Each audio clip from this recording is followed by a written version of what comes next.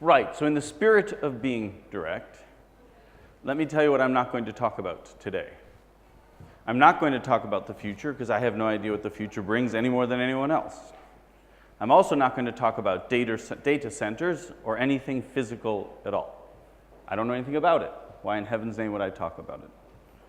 What I am going to talk about, though, is that part of the future that has just arrived. There is a famous author, William Gibson, who said, the future's already here, it's just not evenly distributed. And if you want to understand the future, the easiest way to understand it is to look for evidence of it in the present. The reason it's important to understand our future is because we are currently suffering from a series of failings in understanding the present that are largely down to human perception. In other words, there's a great deal of evidence in front of us of what's coming, but as people, we struggle to understand what we see. And this happens quite regularly and over again. We are very, very good at internalizing the past. And so what would have seemed unbelievable to us just 10 years ago seems quite mundane to us today. But therefore, by perfect logic, what is unbelievable to us right now is about to become mundane. And we also are under some misimpressions because we like to put big names on small things. Very human. We like to big up, as it were, whatever we've seen, and so we call it big. So for example, we're currently using the word big data. Wrong. We currently use the word broadband. Wrong. What you really mean is not so narrow band and bigger than small data. That's what we have today. Data that's not so small and band that's not so narrow. And if you live in the UK, it's still pretty narrow. And if you live in Cambridge in the UK, it's really bloody narrow. But that's nothing personal. What I find very interesting about that is the future's already here. If I live in a one-bedroom apartment in a tall tower block in Seoul, South Korea today, I enjoy a level of broadband there. As a low-end economy worker paying the lowest rent in one of the most sterile tower blocks that is well faster than the fastest broadband available in London or probably in Helsinki. In fact, the national goal for the UK in 5 years equals the broadband that was offered to pretty much every one-bedroom apartment dweller in Seoul, South Korea 5 years ago. The future's already here. It's just unevenly distributed. So why is that important? Because what I'd like to think about today, what I'd like to explore with you, is what happens after big data. But in order to do that, we need to re-baseline where we are. It's a very common human activity to re-baseline. We do it without thinking. This is the act of re-normalizing what we become accustomed to. And you do it all the time, right? As soon as you're accustomed to a certain speed of broadband, it's not speedy anymore. It's what you're accustomed to. And then speedy is the next thing you don't have. Well, let me reassure you, you're not yet re-baselining broadband. Furthermore, broadband isn't the issue. Because broadband, we think it's the issue. We think if there were more broadband, there would be more data. No. Data doesn't come from broadband. Data comes from sensors. Therefore, the pace in which data increases in the world is directly related on a nonlinear scale to the amount of sensors that are in the world. And the number of sensors in the world are growing much, much faster than the increasing scope of broadband. What do I mean by sensors? I mean everything. I mean our bodies. The art of wearing technology is increasing. And if you start thinking of the numbers tied to that, it becomes somewhat hard to believe. In fact, it becomes unbelievable. Which means what? If it's unbelievable today, it's going to be prosaic within a moment. Anything that's unbelievable right now is going to be believable and in fact accepted right now. Just 1 day from now, 1 year from now, tripping into the future.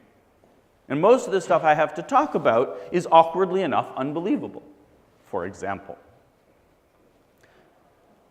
let me go back a bit and let's talk about the perils of big data by looking at big data when it wasn't so big so we can get our heads around it. The first most interesting example of big data and the huge mistakes it can make occurred in 1936 in the United States during the American presidential election. Theodore Roosevelt, Yes, no. Roosevelt, the second. Franklin Roosevelt, sorry, I don't remember my own history. Franklin Roosevelt was up in an election against, and of course nobody knows the answer because the other guy lost. His name was Langdon. And in an effort to call the election, the Literary Digest, a very preeminent publication in the US, decided to run the official poll.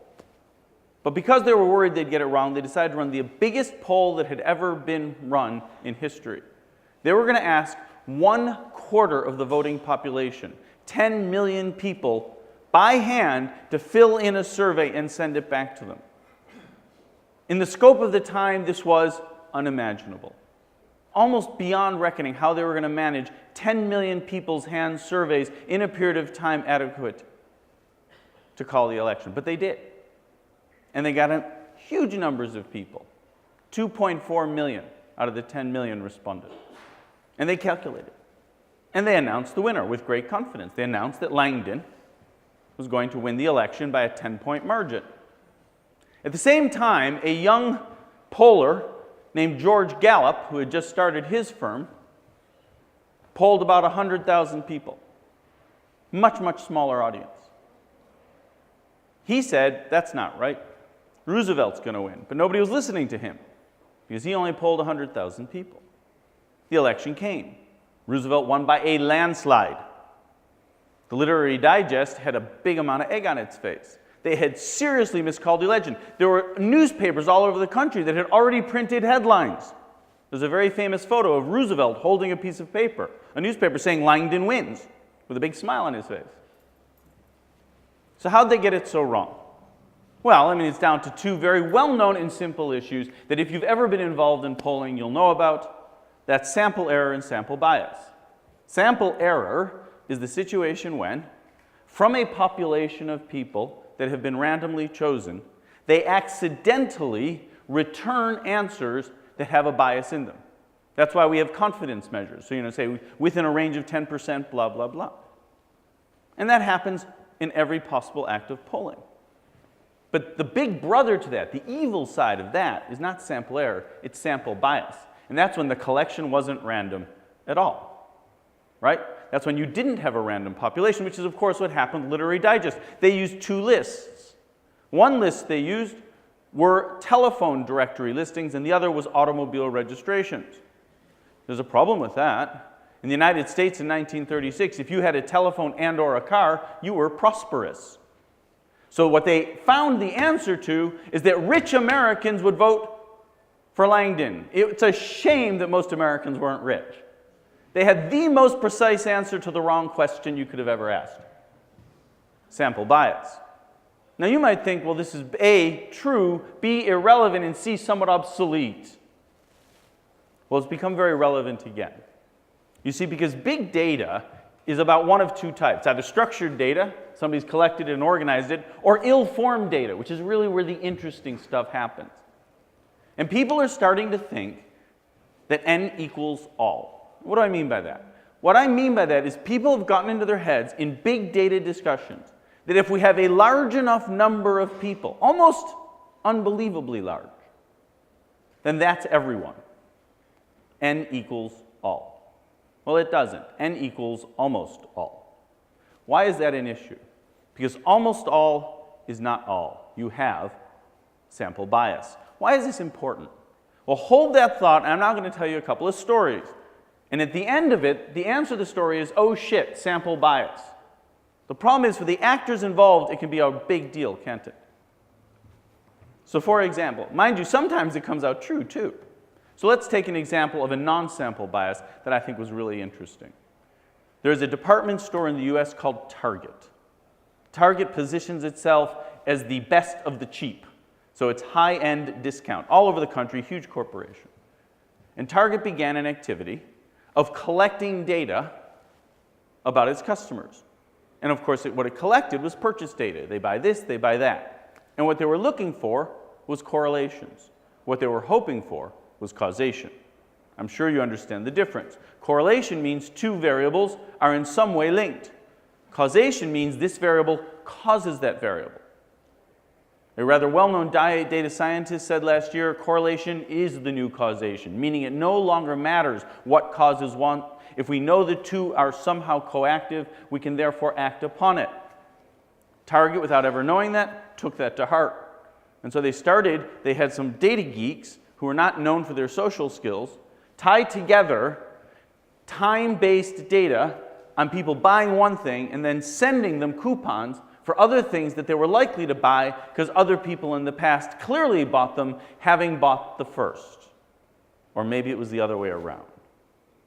Well, this all came to a head when a newspaper story broke of a man, a middle-aged man in the Midwest, going into a Target store and having a fit, a breakdown, a yelling. He went postal, as we say in America, at the manager of this Target store. How dare you, he said, how dare you send coupons for pregnancy stuff and diapers to my 15-year-old daughter? What kind of immoral company are you running suggesting that she go get pregnant? The manager apologized. But of course he shouldn't have, because it turns out she was pregnant. Target knew more about her condition than her father did, which possibly, of course, is not all that surprising as you may imagine. But Target didn't know she was pregnant. Target just knew that she bought unscented wipes over a certain period, at a certain pace. And people who buy unscented wipes, it turns out, later on start buying diapers. Target knew she was pregnant. Walk into an American supermarket. You will find a very odd combination of products sometimes. For example, you will see, if you're familiar with an end cap display, that's the display at the end of an aisle, which is purchased intentionally by manufacturers to present their goods. You will occasionally see, in some American supermarkets, a large pile of beer, because beer is something people buy on impulse, and next to it, a pile of diapers, nappies.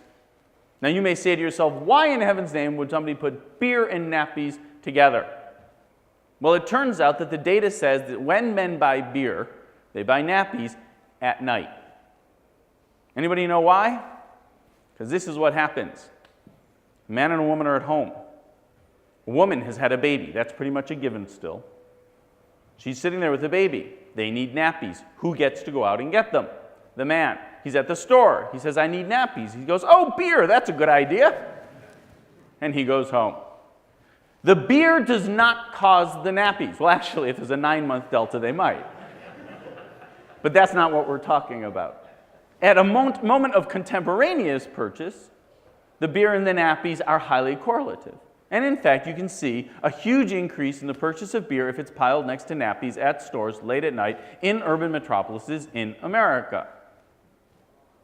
Strong correlation, no causation, effective selling. This is the trivial consequences today of big data. Well, of ill-formed data in large enough sets from which we can draw useful selling conclusions. You notice I didn't say big data. I said ill-formed data in sufficient size that we can draw useful conclusions from, correlations that can drive purchasing activity. Right? But what happens if it did get big? Anybody here familiar with the expression the quantified life? The quantified life deals with a new phenomenon that's happening, and it's growing tremendously quickly.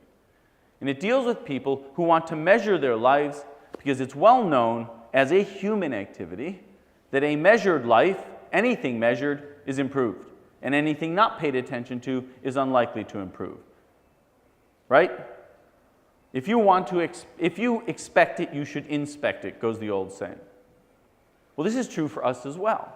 As humans, if we are consistently confronted with a series of numbers, our behavior will change based on the feedback we get. A quantified life says, measure everything and you'll lead a healthier life. And all of a sudden, we can. And so the wearable technologies are coming out. If you're interested in the area, literally go Google quantified life and go be surprised how many millions of people are trying to do this. And there's an entire explosion of an industry out there of wearable technologies and fitness tools and platforms and APIs, all tied to measuring your whole life, your physical, emotional basis. from sleeping to awake, and it's all what? It's just piles of new sensors. Piles of new sensors. All where? Out on the edge. And it's not actually being collected by a central organization, it's being collected by the consuming person. So when people talk about data now being interactive, that it being a co-production world, it being all happening at the edge, well, that's where humans are, at the edge. That's where the sensors are, at the edge. That's where the data is, all at the edge. And a quantified life is very interesting because it creates an enormous amount of data, right? I'm sure I'm going to get this wrong because I can never remember all the acronyms, but I believe a petabyte is 1,000 terabytes, a terabyte is 1,000 gigabytes, a gigabyte is 1,000 megabytes, and a petabyte and a zettabyte is 1,000 petabytes. And we collected a zettabyte in the last 2 years globally of data, which is slightly larger than the sum of all data that had ever been collected by all humankind prior to the last 2 years. I view that as a wonderful statistic because I have no idea how big a zettabyte must be, though it sounds unbelievably big to me. But that's okay, because a petabyte sounds unbelievably big to me, as does a terabyte. Therefore, my ability to comprehend a zettabyte is precisely 0, because I can't comprehend something 3 orders of magnitude smaller than it, nor can you. So there you go, it's a zettabyte. That must be big, right? No. So how much information does one human spawn in a day? Approximately a zettabyte. If you measured everything, every neural impulse, every function of us body, if it were possible, which it's not, and it's what? It's unimaginable. We spawn more as a single human being than the sum of all information and the sum of all history collected in the last 2 years. We haven't touched big data. We're still at the infancy of big data. And yet it's coming like a truck. The Internet of Things. What is the Internet of Things? Nothing more than sensors attached to any device that has any bearing on anything. Right? So for example, they're building a new cycleway in London at great discussion. A cycleway being a dedicated lane for cycles to ride across because we keep on knocking off cyclists in London, inadvertently, I presume. And so they're going to put a north-south one and an east-west one. And they're going to put sensors, really cheap sensors, not particularly reliable ones, but they're pouring them into the tarmac. So they're going to be sensed cycleways. Oh my God, are they going to throw out a lot of information. But they're also going to be really useful, but they're going to throw out a lot of information. Nothing stops every sidewalk from having the same thing 10 years from now. Nothing stops every dishwasher from having it, and every appliance from having it. In fact, from every single thing happening. A Kickstarter, if you're familiar with it, which is a crowd-based funding platform, had a company on it about 2 months ago called Tracker, I think. And using the modern parlance, they dropped a vowel to make themselves sound cool. So I think it's T-R-A-K-K-R, but I could be getting this wrong. And what they've devised is something the size of a tiny little battery that has a little stickum on it, and you can stick it on anything you own and track it. And it's delightful. I bought 10 because I lose everything. And everything I now have is acceptable. And every consumer can do that. You can do that. I can do that. And you will do it. Because guess what happened? What's Tracker's first business model opportunity? They're not going to sell little things. They're going to sell the right to stick little things into other little things. So you don't have to find it. You'll be a Tracker-enabled device. Everything will be Tracker-enabled, whether it's Tracker or their competitors. It's not hard to make the case for a whole bunch of data coming, for a cloud of data coming. What's interesting to me is what sits on top of an unimaginable amount of data, and what are the consequences for people who have to house it. I'll park that, because that's you guys, and go on to the unimaginable consequences. Because people are already doing super interesting things. I'll give you an example of a super interesting thing that people are already doing with data. It starts in an area that I'm working in, which is alternative finance. And it's kind of chilling. It happens that if I track where you buy things, and I can probably find out where you buy almost everything in 2015, because almost all of the money you use is electronic, then I know what kind of shops you shop in. Well, there is a credit bureau in the US that has just come up with an innovative idea. And that is they track creditability by shopping pattern. And what they mean by that is, I might reduce the conclusion of this would be, I reduce your credit because you shop in places where other people who don't pay their bills shop. Right? So have you done anything wrong? No. You don't have to anymore. You just have to be just like people who do things wrong. And do you know what the problem is? Works super well. Fantastic. You are more likely to do something wrong. So for example, I'm running an alternative finance scheme right now, and what we're trying to do is deal with the fact that in emerging countries, there's a host of people who are essentially unbanked, meaning they have no formal relationship with the banking world, and yet we're trying to provide them microloans. So how do you give a loan to somebody when there's no banking history such that you can determine whether they're good or bad credit and likely to repay the loan or not? Now, in historical microfinance terms, they didn't look at creditability. So if you look at Grameen Bank in Bangladesh, he looked at social ties in small, cohesive communities to enforce peer-to-peer pressure to return the loan. Because if you've got a group of 8 women and one of them gets a loan, but everybody knows the next woman doesn't get a loan until the first woman's paid it back, then everybody in the group is going to pay attention to her to make sure she pays it back. It's a great alternative to trying to predict whether an individual will pay it back. But what happens if I'm sitting in a city in the rainforest in Colombia and I'm not trying to work with a group of 8 women, I'm trying to work with a population of 100,000 people, and I need to somehow figure out who's going to pay the money back when none of them have ever had a bank account. But I do know other things about them. So for example, when this same question was asked in Alabama about a poor population there, they had some shopping data. And you know what they found? They found unbelievable correlation between one item people purchased and whether or not they would pay their loans back. And that was the little bits of felt you put on the bottom of furniture to prevent it from scratching your floor. It would appear that people, if you're familiar with these, they're little stickums. You lift it up and you put it on, and then when the foot of the thing goes down, it sits not on wood but on felt, so it's smushy rather than scratchy. Well, apparently, there's 2 types of people in this world. Those who are anal enough to do it, and those who are not. And if you're anal enough to care about your wooden floors by protecting them with felt, you're apparently the sort of person who pays your loans back. Now, you sit here laughing, thinking, I can see that. Well, I can true, but it doesn't make it true. It just makes it entertaining. And yet, it turns out to be true. And I don't think putting felt on the shoes of my furniture causes me to pay loans back. But apparently, they're coexisting attributes of people who do. So does that mean if I don't put felt on the foot of my couch, I'm unlikely? Is the contrapositive also true? Well, I should think not, because what happens if I have carpeting? Exactly. I either have carpeting or I'm a bad debtor.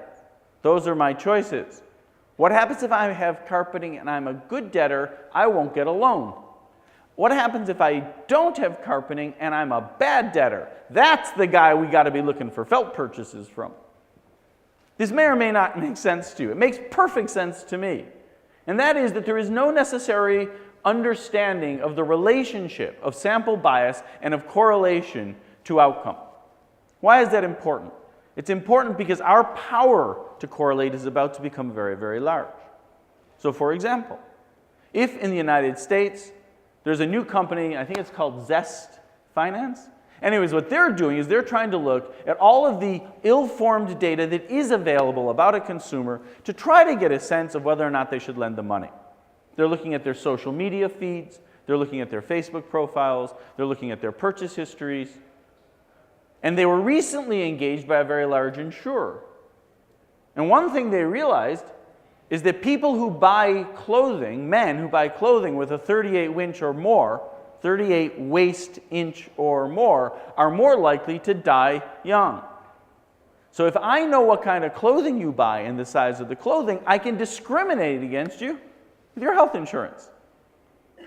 Now, as it happens, far too many men in America have 38-inch waists. But that's a separate issue. I proudly can say I'm not.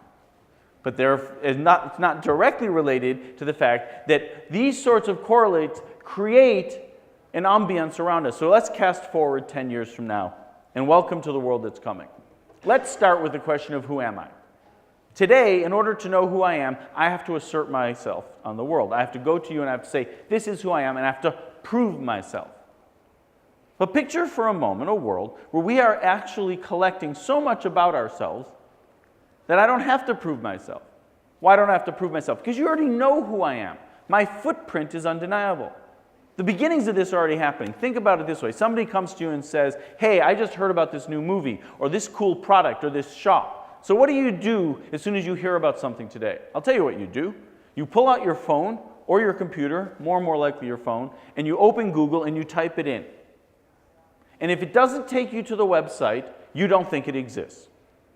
The absence of a website in human nature right now, in 2015, you suspect not the information from your friend, but the fact of the thing at all. You all do it. We all do it. If you can't find it on the web, it probably doesn't exist. Now, this is actually a false truth.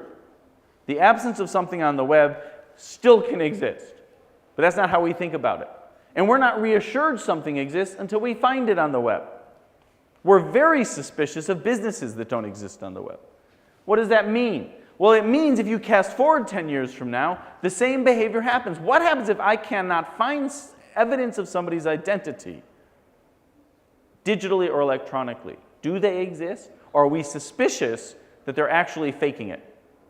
In other words, it's soon going to be the case that the absence of a footprint creates suspicion, not the assertion of an identity.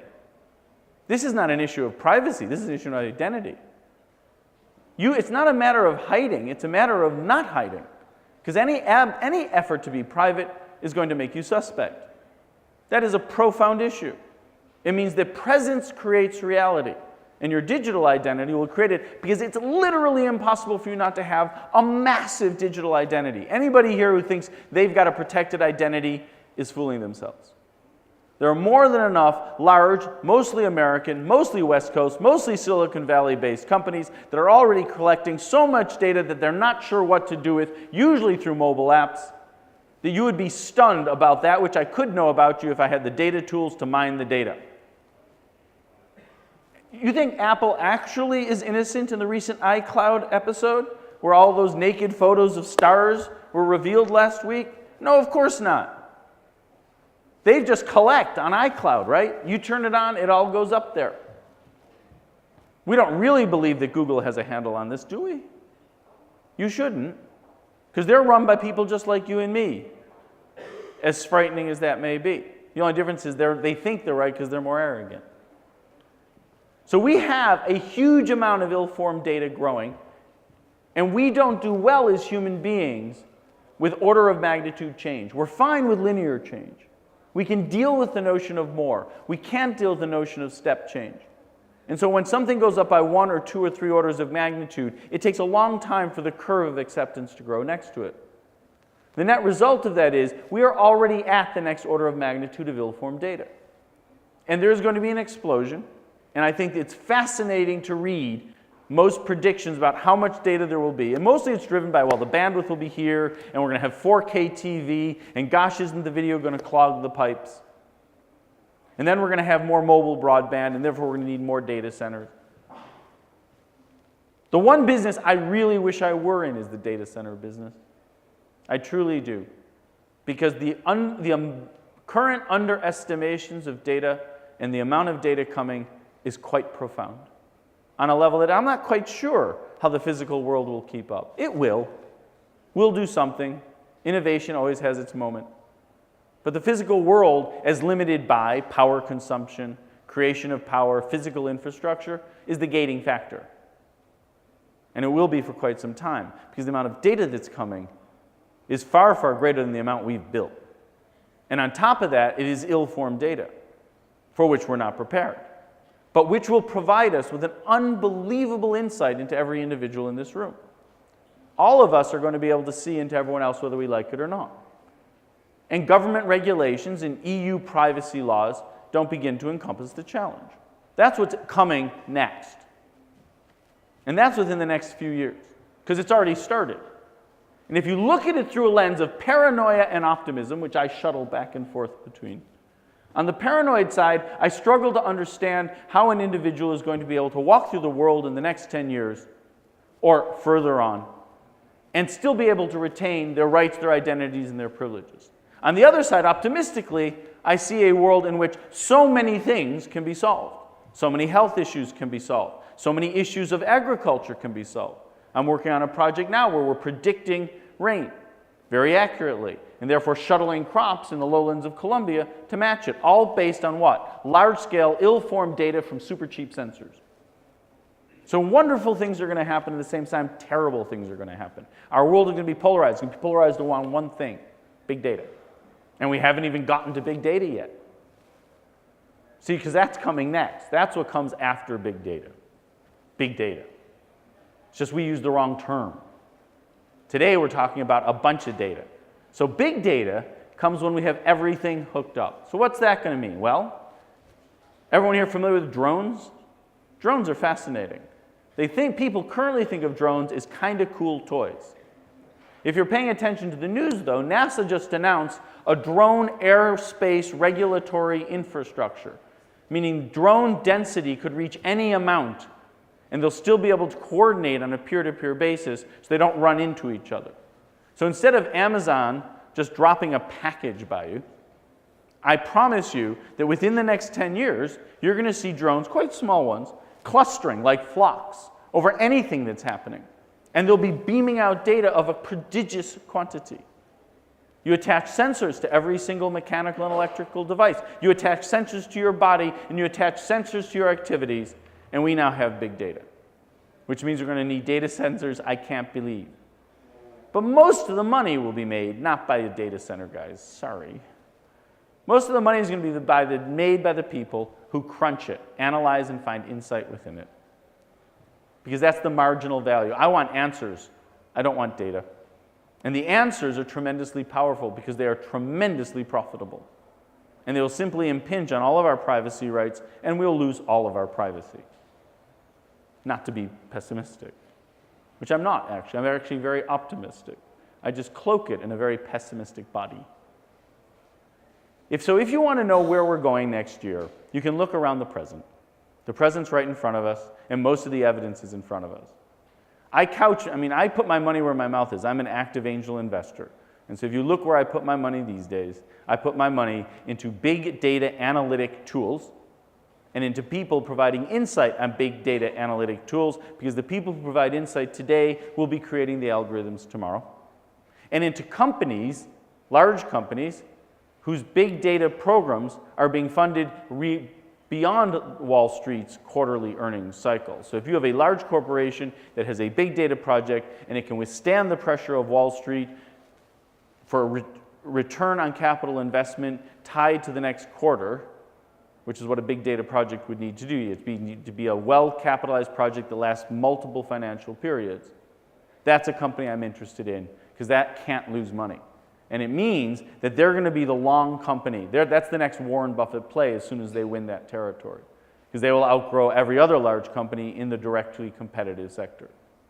So that's where I'm making my own bets. That's where I take the money out of my pocket, which is mostly my children's inheritance, and put it speculatively to work on small innovators who are munching it and very large companies that are deploying it. Everybody else loses, period. I did say I would take questions. So why don't I stop talking and say thank you very, very much, and I'm happy to take questions.